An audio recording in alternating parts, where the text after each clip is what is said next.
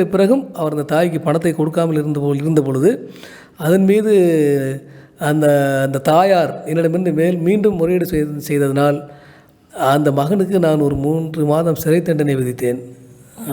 அது ஒரு மிகப்பெரிய விஷயமாக அது அன்றைக்கு அனைத்து செய்தித்தாள்கள் ஊடகங்களிலும் அது வந்தது, பேசுபொருளாக இருந்தது.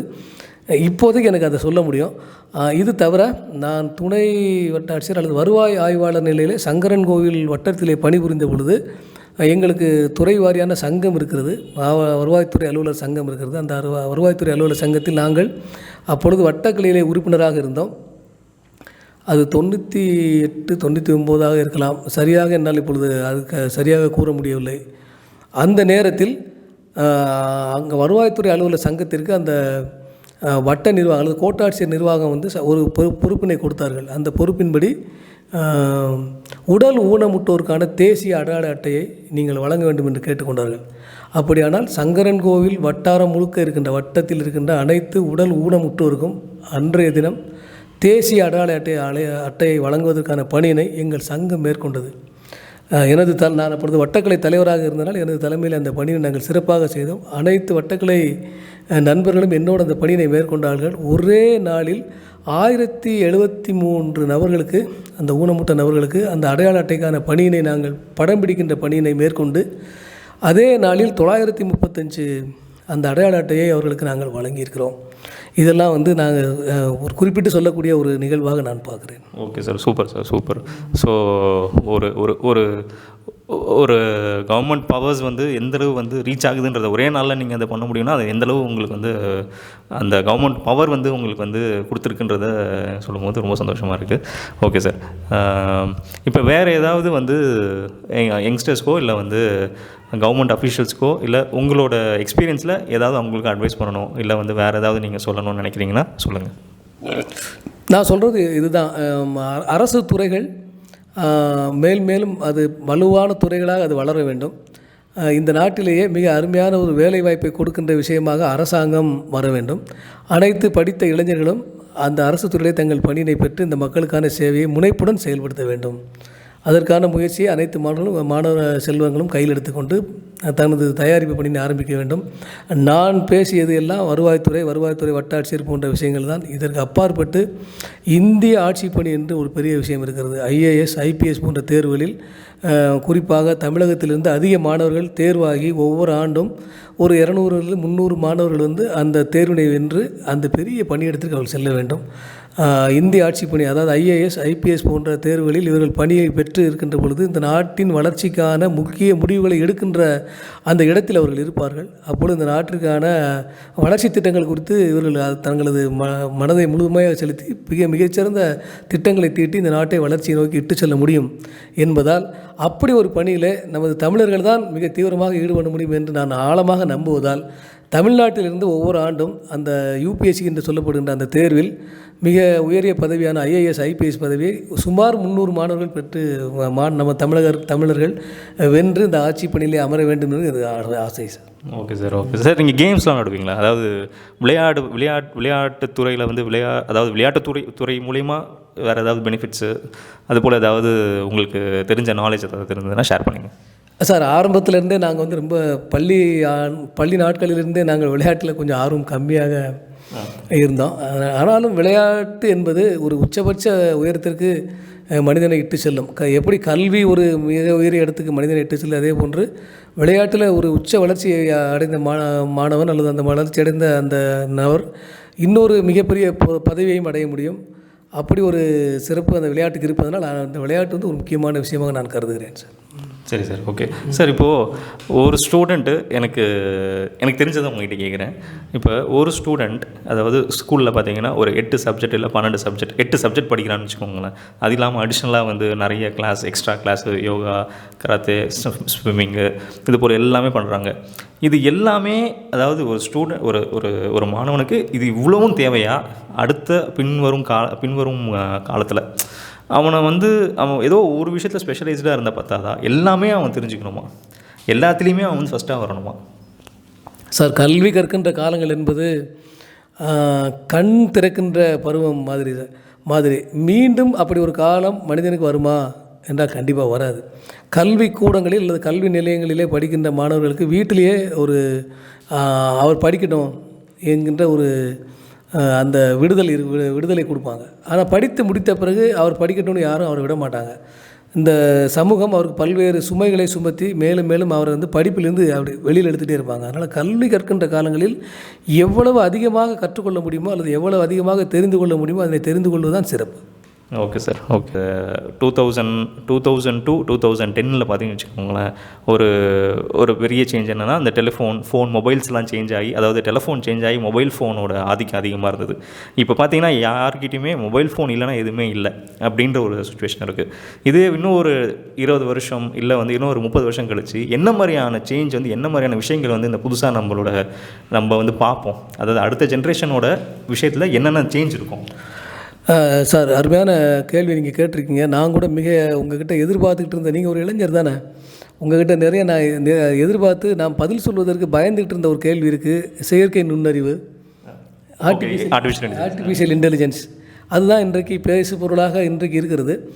நான் தற்பொழுது இங்கே சென்னையில் எல்காட் என்று ஆங்கிலத்திலும் தமிழ்நாடு மின்னணு நிறுவனம் என்று தமிழிலும் சொல்லப்படுகின்ற அந்த துறையில் பொது மேலாளர் என்ற பொறுப்பில் இருந்தேன். தற்போது திருநெல்வேலிக்கு நான் மாறுதலாக செல்கிறேன். நான் அந்த பொது மேலாளர் பொறுப்பில் இருக்கின்ற பொழுது சென்னையில் கடந்த ஜனவரி மாதம் 8-9 2 நாட்களில் மிகப்பெரிய உச்சி மாநாடு, தொலைத்தொடர்புக்கான உமாஜின் என்ற பெயரில் அது நடைபெற்றது.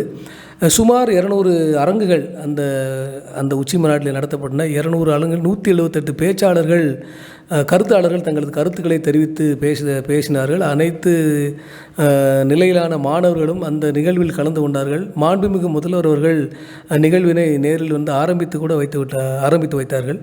அந்த நிகழ்விலே பேசப்பட்ட பல கருத்தாளர்களுடைய பேச்சு வந்து AI என்று சொல்லப்படுகின்ற செயற்கை நுண்ணறிவு.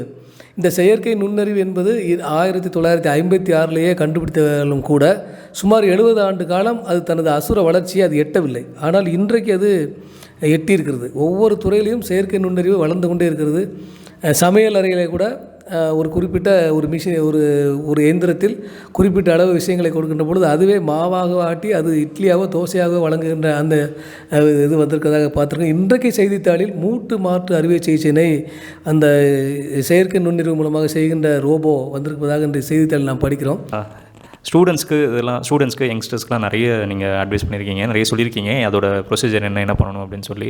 இப்போது கவர்மெண்ட் ஆஃபீஸஸ்க்கு நீங்கள் ஏதாவது சொல்லணும்னு நினைக்கிறீங்கன்னா நீங்கள் சொல்லலாம் சார். அரிது மானிடராய் பிறத்தல் அரிது, கூன் குருடு நீங்கி செவிடு பேடு நீங்கி பிறத்தல் அரிதுன்னு ஒரு குரல் ஒரு வரி உண்டு சார். இந்த வரிகளுக்கு ஏற்ப மானிடராய் பிறத்தல் அரிது, அதில் அரசு வேலை கிடைத்தல் மிக அரிது. அப்படி கிடைத்த வேலையை அரசு ஊழியர்கள் சரியாக பயன்படுத்த வேண்டும், சரியான முறையில் அவர்கள் பணியை மேற்கொள்ள வேண்டும்.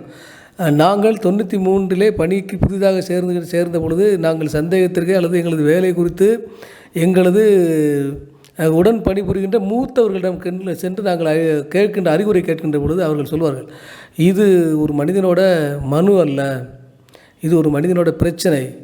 நீ இந்த மனுவை எடுத்து கையாண்டு அடுத்த நிலை அலுவலருக்கு வைத்து விட்டால் அவன் பிரச்சனை அடுத்த நிலைக்கு போகும், அல்லது அவனது பிரச்சனை உனது பீரோலே இருக்கும்.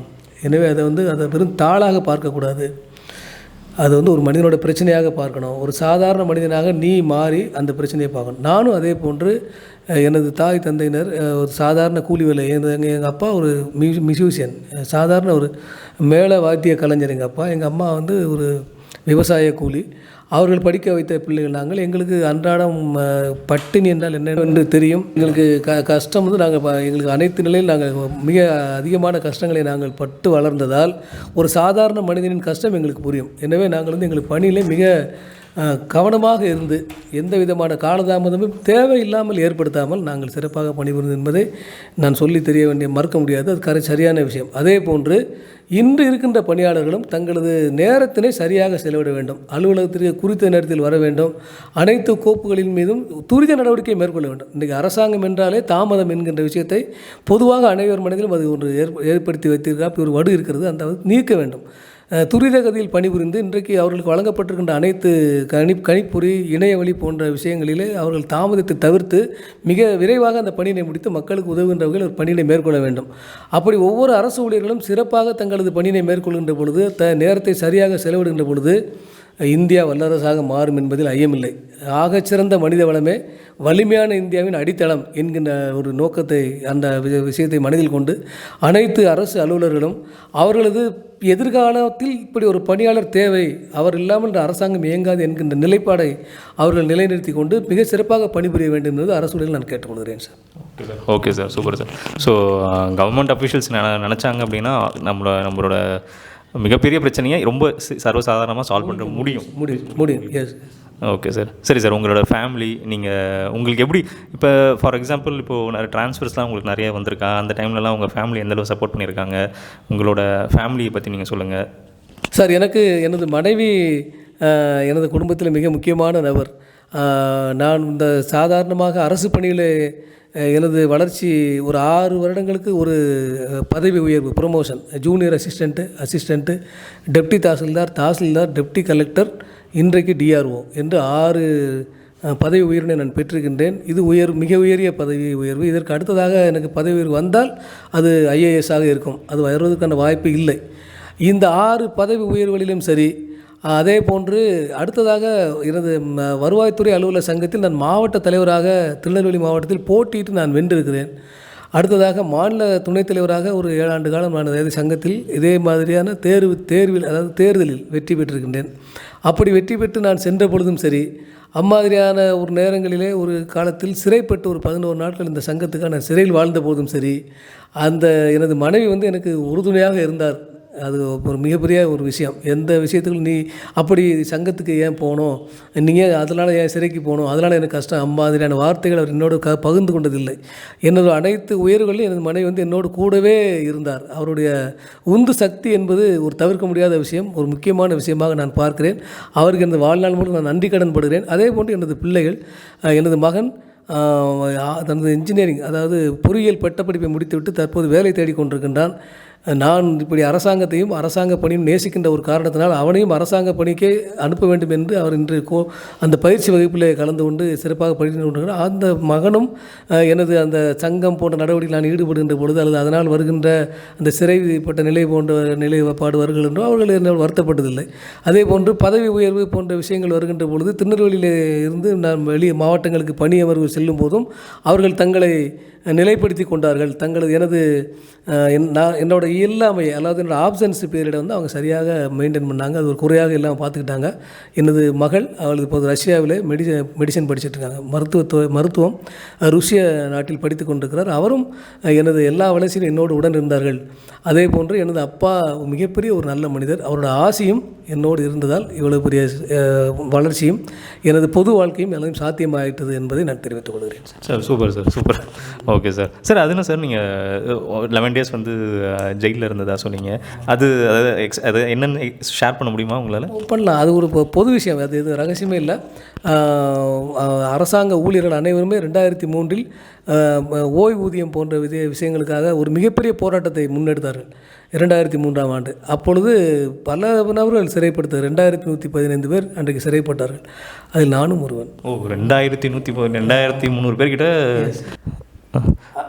அரசாங்கத்துக்கு எதிரான மிக வலுவான போராட்டம் இது.